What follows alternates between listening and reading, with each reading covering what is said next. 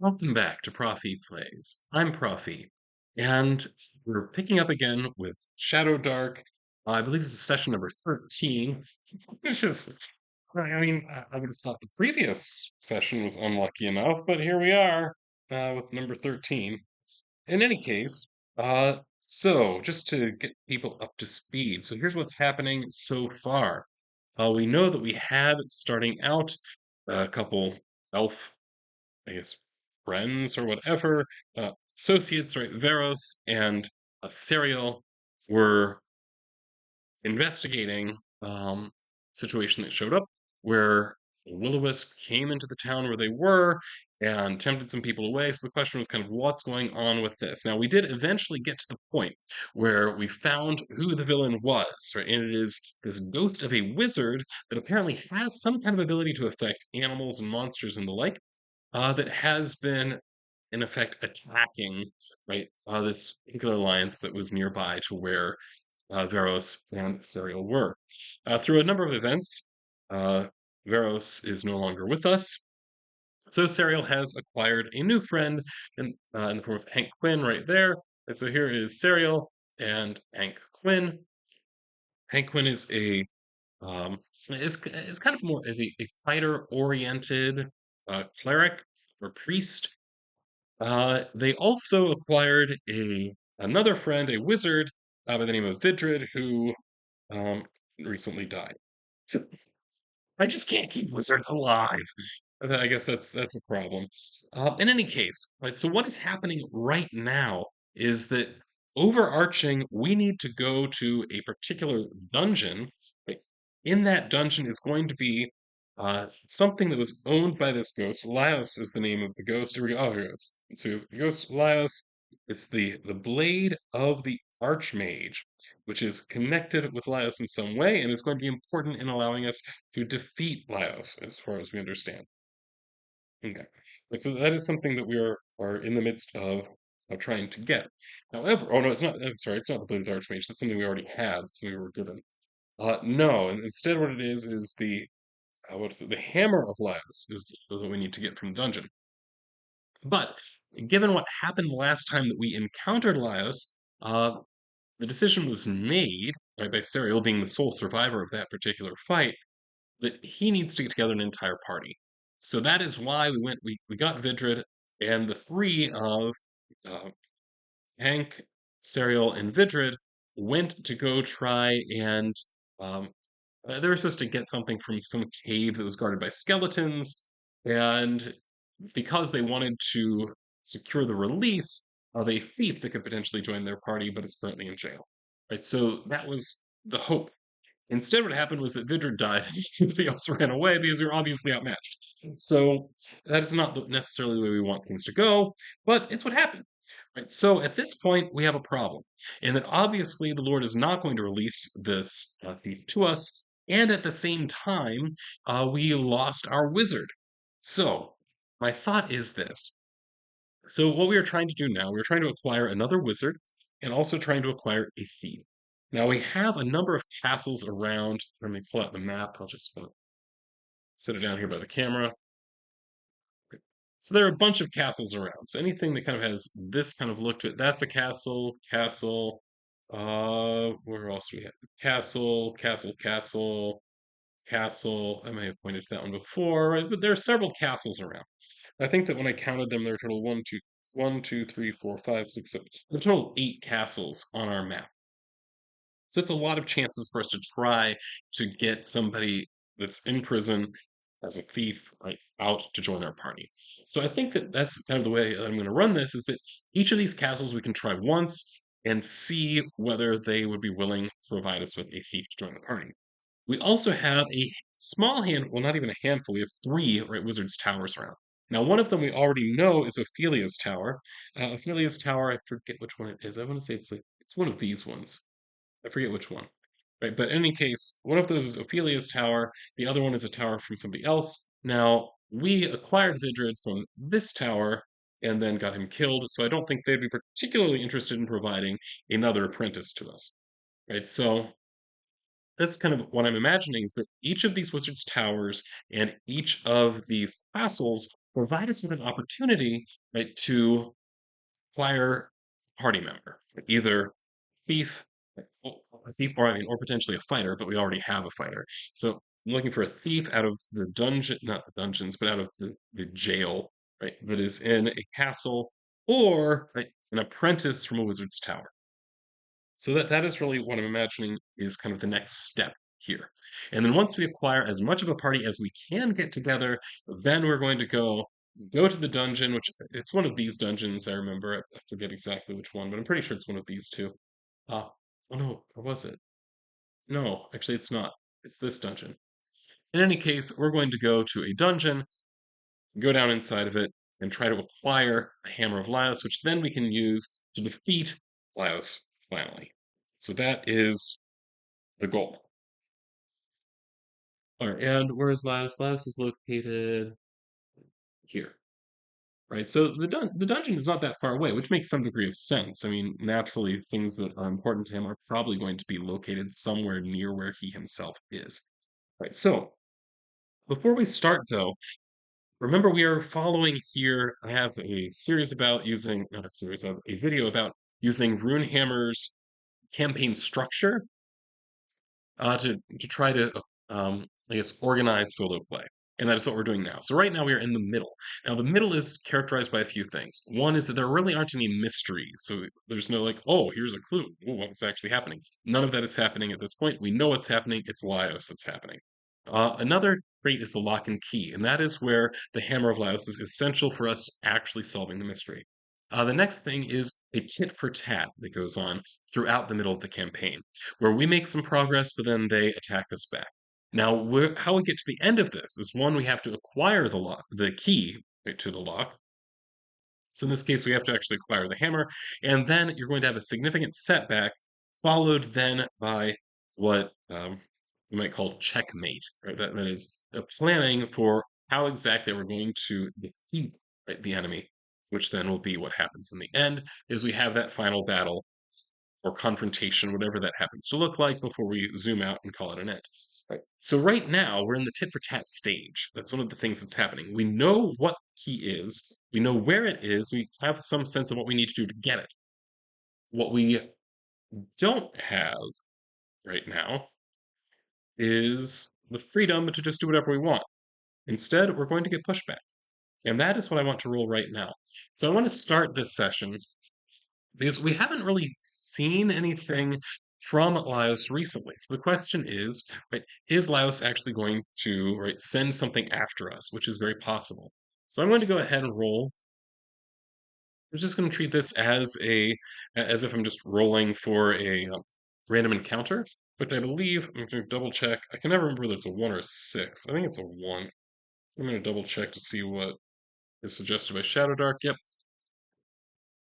so if I roll a 1 on this, then we're going to have a random encounter, which we know is from labs.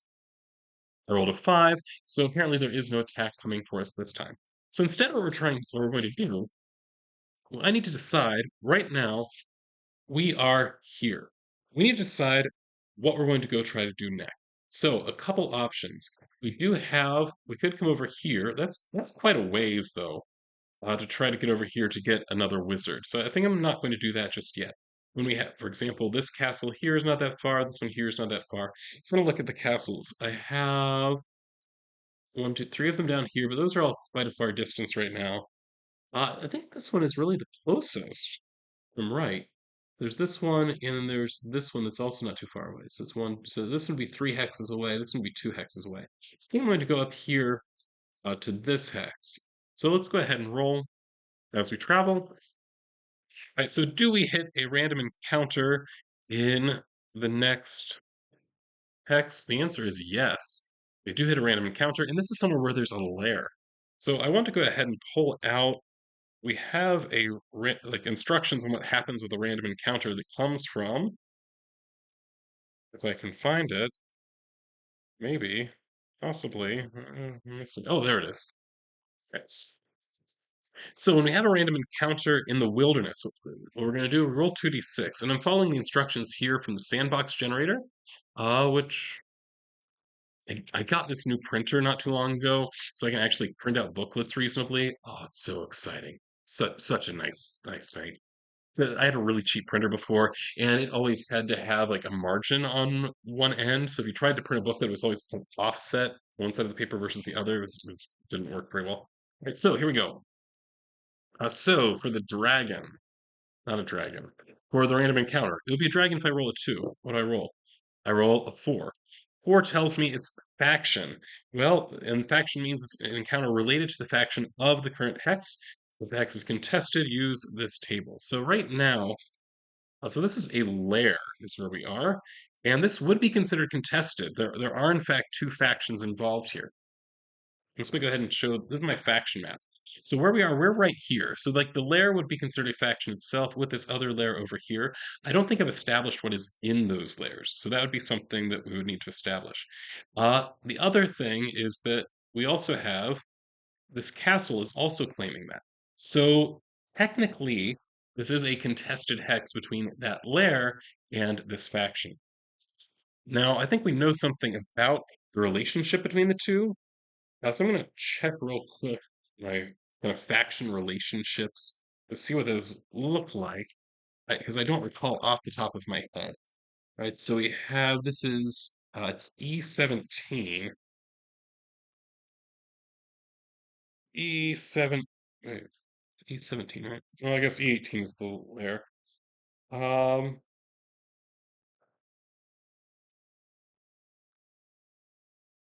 why can't I find? Oh no, that's well, this is weird. My list I can't find. Okay. So E16. This is really strange. I'm flipping through and I literally cannot find what that relationship would be. Oh, it's because there's an alliance here, right? So I put everything according to, I think it's A8. Is it A8? Maybe, although I don't see that either. This is real strange. I know that I thought that I had some kind of note here. Oh, there we go. The A8 castle, I need to see the connections elsewhere. Well, that's not very helpful. Okay, so it'd be it's E16. E16, I don't see anything there. Oh, that is so strange. Well, I mean, okay.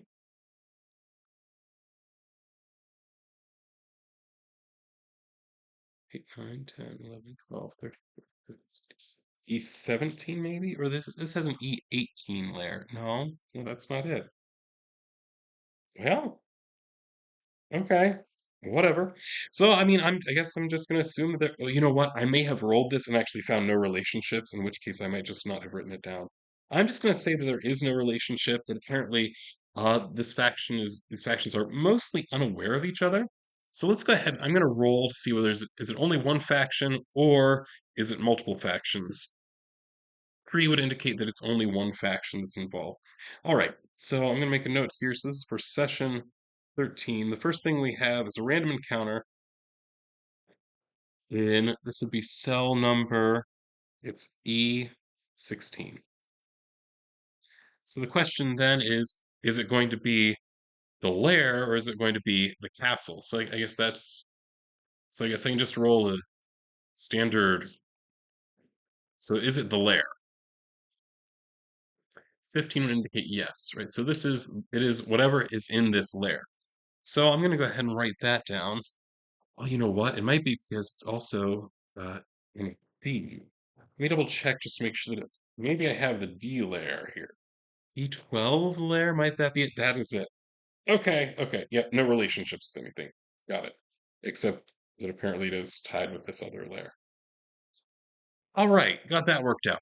So we are in the plains, and we come across, right, whatever happens to be in this layer. So what is it that is in the layer?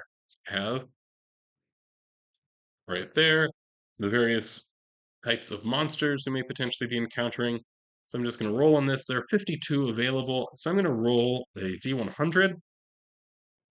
And if it's more than 52, then I'll just re-roll. All right, so I got a 53. Seriously. Okay, let's try it again. It's 67 again. Oh, 1. Okay, there we go. So it's Aboleth. Oh dear. I feel like that's really, really bad. So what do we know about Aboleth? So these are enormous antediluvian catfish covered in slime and tentacles. They hate all intelligent beings. Well, now this is something that would sensibly be in water. Um, it's also something that's a level 8. Yes. There's another way that this campaign could potentially end, and we might possibly discover that. In any case, they hate all intelligent beings. Their own intelligence, though, is pretty pretty good. When I look at this, and like their intelligence bonus is a +4. That's quite good. So they themselves are quite intelligent, but apparently don't like that about anybody else. Ah, all right. Well,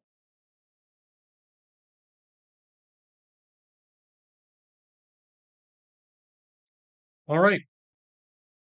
So I think maybe what's going to happen here now, I mean, this would only make sense. So we're in the plains, but sensibly there are like rivers or something like that around. There are plenty of cities around. There has to be some kind of source of water. Or like we have castles here. So I mean, it makes sense to me that there be streams, rivers, lakes, these kinds of things. Now, we're also right next to a mountain range that is also there. So I think it makes sense then that this lair is actually an aboleth lair. That is, that the aboleth is involved with this area. So I'm going to say that we do encounter, right, this aboleth as we are maybe coming across a river or something like that. The question is, do we notice the aboleth before it notices us? That's the big question. So let's go ahead and I'm going to do a uh, initiative roll here. And so I've got here, um, it's Hank and Sariel are my two. Between the two of them, Sariel is the one with the better decks. So we're going to go ahead and roll initiative. So white is for Sariel, and red is going to be at a +2, I believe. No, it's at a -1. I'll make it. Okay, so the red is for the Avalanche. It's got a 9 for them, and 20. Nice thing, natural 20 means I just got a luck token, so I'm up to 1 luck token. I had run out. Okay, that's a solo dark rule that is suggested that whenever you roll a natural 20, that then translates into getting a luck token. So we notice the aboleth first, and I think the obvious thing we're going to do is try to stay as far away from the thing as possible. So this aboleth, we know it was not sent after us. It's just a random encounter, but we are going to steer clear of it and make our way onto the castle to the north. All right, so we are visiting the castle to our north. This would be the castle in E17. So we got E17, the castle right here. Okay. So what do we know about E17, this castle? I think the answer is not much. Yeah, we actually know very, very little about it. So I need to take some time to actually create this castle. Okay. Now I think usually I would kind of stop here. Oh, yeah, let's actually stop here for a minute. Um, yeah, I think that was a reasonable session, even though all we're doing is largely just reviewing what the plan is. But that's fine. That's fine. Right. So we did manage to avoid an aboleth, which that's nice. It's nice to avoid such things. Because this is a treasure-based XP system, we did not get any treasure, therefore we don't get anything to help us along our way. So I guess I'm just gonna call it there, and I'm gonna make a castle, and then in the next session, we'll see what happens at the castle, if anything. So for now, this is Profi signing off.